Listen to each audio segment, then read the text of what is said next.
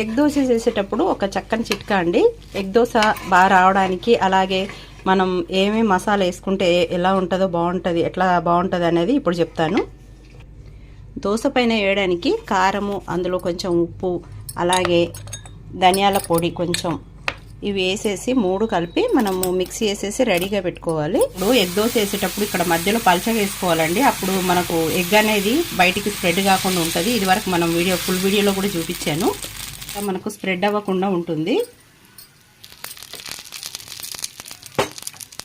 అయిన తర్వాత ఇందాక మనం కలిపి పెట్టుకున్నాం కదా, ఇది వేసుకోవడానికి ఈజీ అవుతుంది. అంటే దోశ అది మాడకుండా ఉంటుంది. స్పీడ్గా మనకు అన్ని ఇంగ్రీడియంట్స్ కరెక్ట్గా వేయడానికి ఈజీగా ఉంటుందన్నమాట. ఇలా వేసేసుకుంటే మనకు easy and tasty yummy egg dosa ready అయిపోతుంది. ఈ వీడియో కనుక నచ్చితే మీరు లైక్ చేయండి, షేర్ చేయండి.